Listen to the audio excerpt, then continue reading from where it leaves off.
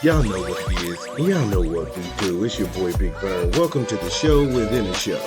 This is where the current show has already been formatted, but there's so much sports dropping, we just had to give our opinion. So sit back, relax, have a few laughs on us, and welcome to App Stupid. Yeah, it's your boy Big Vern. Y'all know what we do. Show within the show. Make sure you check out the pro show that's going on right now. But going to stay in the world of college football in the SEC, talk some LSU versus Florida.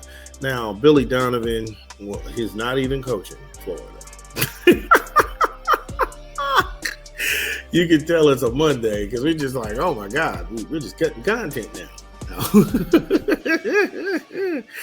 Billy Napier, like I say, that Billy Napier, love him, great guy, high on him.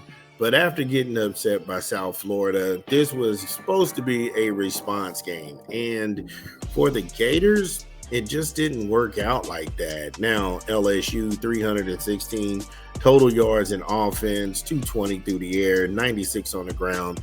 I found this interesting that neither team had over 100 yards of rushing. More detrimental, Florida needed this. Florida needed to play error-proof football on the road.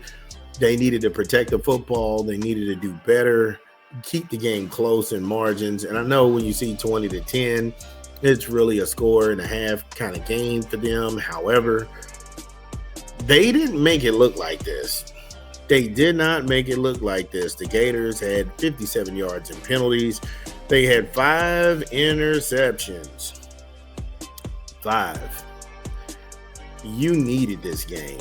You needed this game, and now you have back-to-back losses. One from a team that wasn't even ranked. They took you up out of there, and then now LSU pretty much took out your heart. And if you're with the Gators, where do you go from here? Where do you go from here? You would think they would have their head out of their asses. I mean, there was some good in there. They had 23 first downs. Third down conversion was 6 of 17. You can live with it. Not the world's greatest, but it's not the world's worst. But when you turn around and you look at DJ Lagway, that dude threw 5 picks. He threw 5 picks. And I don't know after the third pick why you still left him in.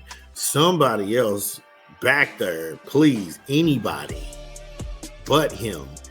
I think everything was in his head. He was already getting sacked. He was already under pressure, and he was already rushed out of the pocket. I just can't understand why I'll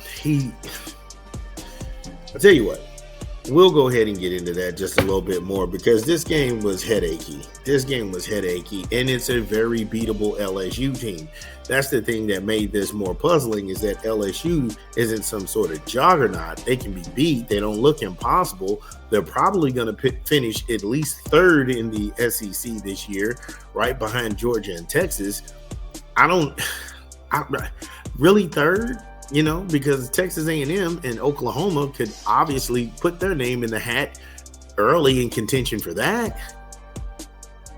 Tell you what, let's talk about it on the other side after we drop a rap album. It's your boy Big Vern. Give me a beat. Ba-bum. Y'all know what it is. Y'all know what we do. We pushing another rap album. Joey Badass.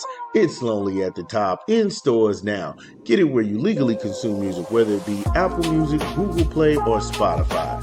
My personal favorites on the track is going to be Dark Aura. That's cold. That's cold. Swank White.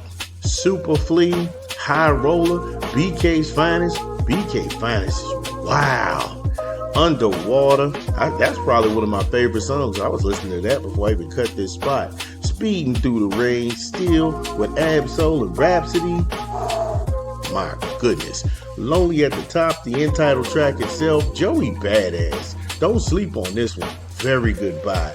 In stores now. Yo, shout out to Joey Badass. Shout out to Brooklyn. Still doing their thing.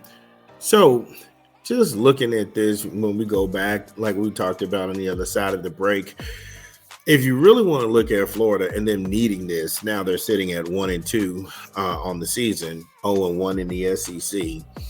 Florida didn't score anything in the second half of this game. This was double goose egged, and they needed this bad because they really fought their ass off to make this 10-13 at the half. 10-13 at the half. And like I told you, this wasn't some LSU team that was unbeatable. No, LSU's very beatable. But it was Florida's inability to cash in on mistakes.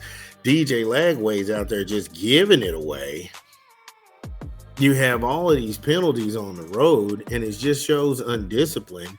And it's almost like, does anybody feel like playing football? The fact that you all didn't have 100 yards rushing, if it's not working with DJ Lagway, don't continue to throw it. I've never understood that. Oh, it's not working. We're going to throw it till it works. No, run the ball. Run the ball. This dude is in his head. Don't worry about it. We got some RPOs. We got some play action fakes. You got to mix it up. You just can't be so one-sided to like, oh, this is what we got. So I don't know. And I know people saying Vernon don't jump out the window. They've got more games. No, because they're going to get their ass kicked Saturday against Miami. They go down to Miami. Yeah, they got to go to South Beach. They got to go to the Orange Bowl.